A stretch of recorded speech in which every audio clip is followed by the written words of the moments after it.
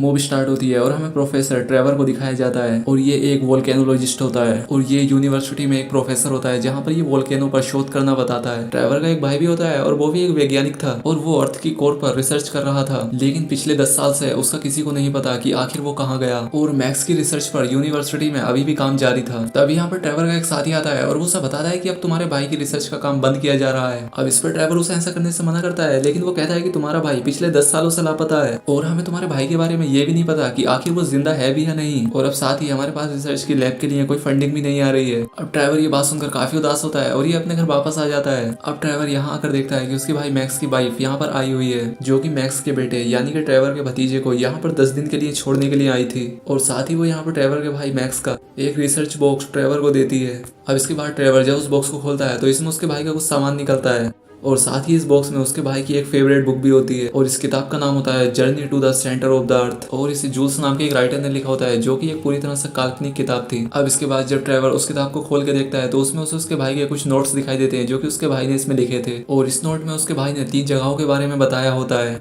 अब ट्रेवर ये सब देखने के बाद अपने भतीजे शॉन को लेकर अपनी लैब में आ जाता है और वो यहाँ आकर अपने कंप्यूटर की स्क्रीन पर इन जगहों को चेक करता है, और ये तीनों वो जगहें थी जहाँ पर वोल्केनो थी, और इस समय इन तीनों जगहों का एनवायरनमेंट वैसा ही था जैसे कि अब से 10 साल पहले था, जब ट्रेवर का भाई अचानक से ही गायब हो गया था। अब यहाँ पर ट्रेवर अपनी कंप्यूटर स्क्रीन पर देखता है कि इन 3 जगहों के अलावा एक चौथी जगह ऐसी भी है जहाँ का एनवायरनमेंट ठीक इन तीनों जगह जैसा ही है, और ये जगह होती है आइसलैंड। अब ट्रेवर आइसलैंड जाने की तैयारी करने लगता है। अब वो यहाँ पर अपने भतीजे शॉन को बताता है कि तुम्हारे पिता और मैं हमेशा वोल्केनिक ट्यूब के बारे में बातें किया करते थे, और ऐसा हो सकता है कि वोल्केनो के अंदर कोई वोल्केनिक ट्यूब हो, यानी कि कुछ ऐसे रास्ते हो सकते हैं जो हमें धरती के सेंटर तक पहुंचा सकते हैं। और मुझे ऐसा लगता है कि शायद आज से 10 साल पहले मैक्स भी इसी की खोज में शायद आइसलैंड गया होगा, और अब मैं भी इसका पता लगाने के लिए आइसलैंड ही जा रहा हूँ।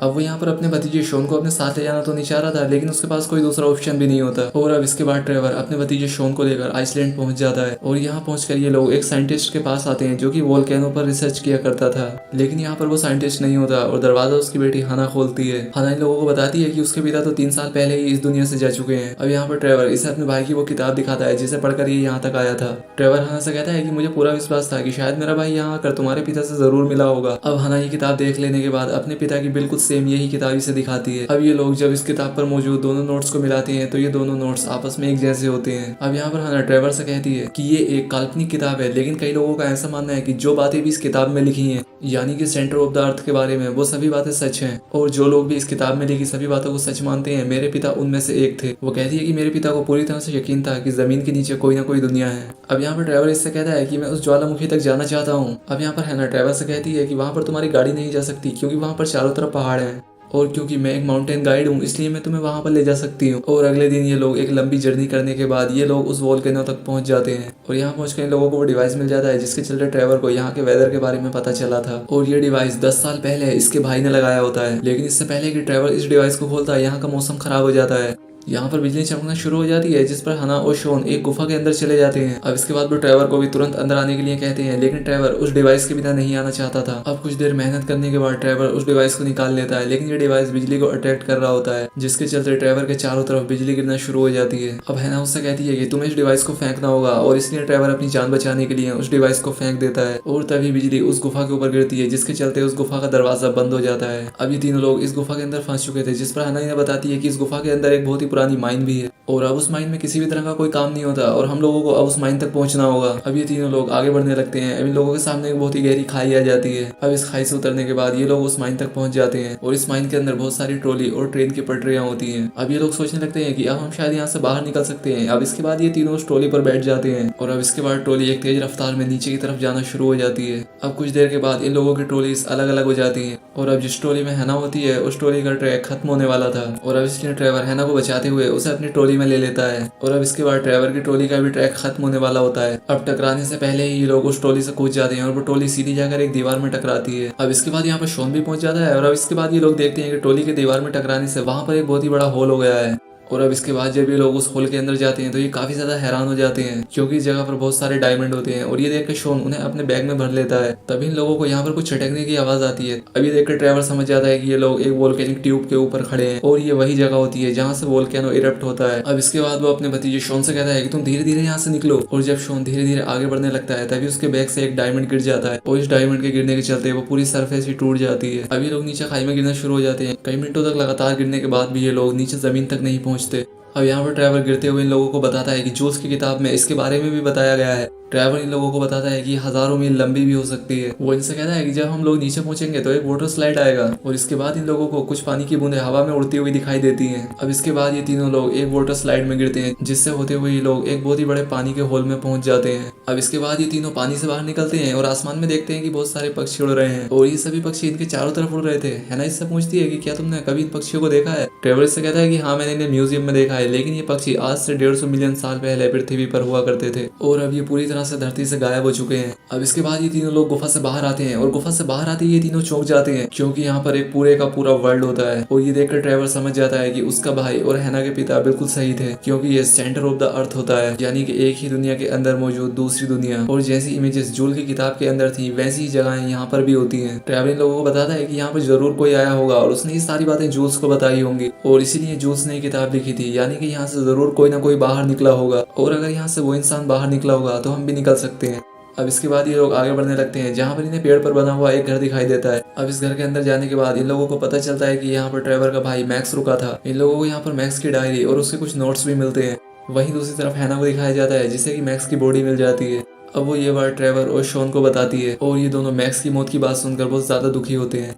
अब यहाँ पर मैक्स के नोट्स से इन लोगों को पता चलता है कि इस जगह का टेम्परेचर कभी भी 200 डिग्री तक पहुंच सकता है। अब यहाँ पर शॉन कहता है कि यहाँ का अभी टेम्परेचर 95 डिग्री है। ट्रेवर इन लोगों से कहता है कि जब हम लोग यहाँ पर आए थे तब यहाँ का टेम्परेचर 82 डिग्री था और इसका मतलब है कि यहाँ का टेम्परेचर बढ़ रहा है। अब है ना यहाँ पर मैक्स के नोट्स को पढ़ती है जिसमें लिखा होता है कि जूल्स की किताब के अनुसार मुझे इस ओशियन को नॉर्थ साइड से पार करना होगा जहाँ पर एक गर्म पानी का झरना होता है जो कि उल्टा बहता है और ये लोग उससे सतह तक पहुँच सकते हैं।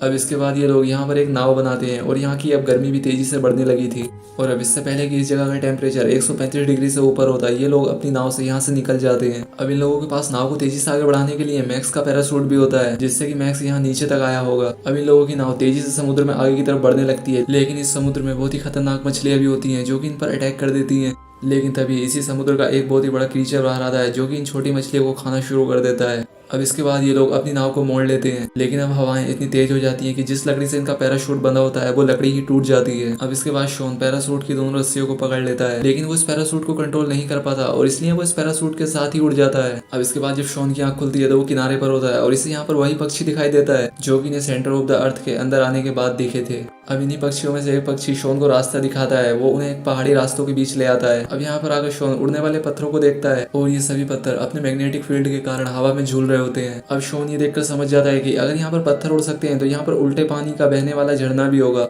लेकिन यहाँ पर शॉन को इस जगह को पार करने के लिए उन पत्थरों से ही होकर जाना होगा और इन पत्थरों के नीचे एक बहुत ही गहरी खाई होती है। अब यहाँ पर शॉन हिम्मत दिखाते हुए उन पत्थरों को पार करने लगता है। अब दूसरी तरफ हमें हैना और ट्रेवर को दिखाया जाता है और ये दोनों भी किनारे तक पहुंच चुके थे। अब ये लोग चलते हुए एक जंगल में पहुंच जाते हैं जहाँ पर एक पौधा हैना पर अटैक कर देता है। वो यहाँ पर अपनी टहनियों से हैना का गला दबाता है, लेकिन इससे पहले कि वो हैना को मारता ट्रेवर उस पौधे को जड़ से उखाड़ देता है जिससे कि वो पौधा मर जाता है। दूसरी तरफ शॉन एक ऐसी जगह पर पहुंच जाता है जहाँ पर बहुत ही बड़े डायनासोर्स के कंकाल पड़े थे और इससे पहले कि शॉन कुछ समझ पाता तभी उस पर एक डायनासोर अटैक कर देता है। अब शॉन यहाँ से चिल्लाता हुआ भागता है और पत्थरों के बीच जाकर छिप जाता है और इससे पहले कि वो डायनासोर शॉन को मार पाता है कि ट्रेवर वहां पर पहुंच जाता है क्योंकि ट्रेवर ने शॉन की आवाज सुन ली थी और इसलिए ट्रेवर पीछे से दीवार तोड़कर शॉन को बाहर निकाल लेता है। और तभी ये लोग देखते हैं कि इनके सामने वही झरना है जिसका पानी उल्टा बहता है और यही वो जगह होती है जहाँ से ये लोग बाहर निकल सकते हैं। अब ये तीनों के तीनों लोग उस झरने की तरफ भागना शुरू कर देते हैं और वो डायनासोर अभी भी इनके पीछे ही होता है। अब यहाँ पर ट्रेवर को पता चल जाता है कि जिस जमीन पर ये लोग भाग रहे हैं वो जमीन कच्ची है और इसलिए वो शॉन और हैना को यहाँ दूसरी तरफ जाने के लिए कहता है। और अब जैसे ही वो डायनासोर ट्रेवर तक पहुंचने वाला होता है कि वो जमीन नीचे धंस जाती है और इससे वो डायनासोर खाई में गिर जाता है। अब ये तीनों के तीनों लोग उस जगह तक पहुंच जाते हैं जहाँ पर वो गर्म पानी का झरना था, लेकिन इन लोगों को यहाँ से आगे बढ़ने के लिए एक नाव की जरूरत होती है। तभी यहाँ पर है ना डायनासोर के एक कंकाल के सर को नाव बनाकर यहाँ पर ले आती है। अब ये तीनों लोग इस नाव में बैठकर आगे बढ़ने लगते हैं। तभी एक ढलान आती है जहाँ पर इनकी नाव का कंट्रोल खत्म हो जाता है और अब इनकी नाव पानी की एक बहुत ही गहरी खाई से नीचे गिरती है और यहाँ गिरकर इनकी नाव चट्टानों के बीच में फंस जाती है। अब ये लोग नीचे झाँक कर देखते हैं कि गर्म लावा इनकी तरफ तेजी से ऊपर आ रहा होता है। ट्रेवर इन लोगों से कहता है कि हम लेट हो गए, वो झरना खत्म हो चुका है। अब यहाँ पर ट्रेवर इन लोगों को बताता है कि अब यहाँ पर पानी 2 या 3 घंटों के बाद आएगा और तब तक हम लोग यहाँ पर गर्मी से ही मर जाएंगे। तब यहाँ पर हैना देखती है कि दीवार से पानी रिस रहा होता है और ये देखकर ये लोग समझ जाते हैं कि दीवार के उस पार बहुत सारा पानी है। यहाँ पर इस झरने की दीवारों में मैग्नीशियम भी होता है जिसे कि आसानी से ब्लास्ट किया जा सकता है। अब यहाँ पर ट्रेवर उस मैग्नीशियम को ब्लास्ट कर देता है और अब इससे बहुत सारा पानी उस लावे में जाकर गिरता है। अब पानी के लावे में गिरने के चलते यहाँ पर एक बहुत ही बड़ी स्ट्रीम बनती है और इनकी नाव एक बहुत ही बड़े प्रेशर के साथ ऊपर की तरफ जाने लगती है और कुछ देर के बाद ये लोग उस ज्वालामुखी से बाहर निकल आते हैं। अब इनकी नाव बहुत ही तेजी से ढलान से होती हुई नीचे की तरफ आती है और इसके बाद इन लोगों की नाव एक किसान के घर से आकर टकरा जाती है। अब किसान अपने फसलों के नुकसान से बहुत ज्यादा परेशान हो जाता है और इसीलिए वो किसान इन्हें इटालियन भाषा में गालियां बकता है। और अब ये लोग यहाँ पर समझ जाते हैं कि ये लोग अब इटली में हैं। अब यहाँ पर शॉन एक हीरा निकालता है जो कि उस माइन से ले आया था और इस हीरे के बारे में इन लोगों में से किसी को भी कुछ नहीं पता था और शॉन ये हीरा उस किसान को दे देता है। यहाँ पर शॉन के बैग में और भी बहुत सारे हीरे निकलते हैं और अब इसका मतलब था कि ये लोग अब काफी ज्यादा अमीर भी हो चुके हैं। और अब यहाँ पर हैना और ट्रेवर एक दूसरे को किस करते हैं क्योंकि अभी दोनों आपस में प्यार करने लगे थे। अब इसके बाद ट्रेवर अपने भाई की लैब में पहुंचता है जो कि फंडिंग के चलते बंद कर दी गई थी और ये उसे दोबारा शुरू करा देता है। अब इसके बाद शॉन जब अपने घर जा रहा होता है तब ट्रेवर उसके पिता की उसे एक और किताब देता है और इस किताब का नाम होता है लॉस्ट सिटी ऑफ एटलांटिस। यहाँ पर ट्रेवर शॉन से पूछता है कि तुम क्रिसमस की छुट्टियों में क्या कर रहे हो। शॉन कहता है कि कुछ नहीं, जिस पर ट्रेवर इससे कहता है कि शायद हम यहाँ पर जा सकते हैं। और अब इसी के साथ ये मूवी यहाँ पर एंड हो जाती है। दोस्तों अगर वीडियो अच्छी लगी हो तो चैनल को सब्सक्राइब और वीडियो को लाइक जरूर करें। तो आज के लिए बस इतना ही, मिलते हैं हमारी नेक्स्ट वीडियो में।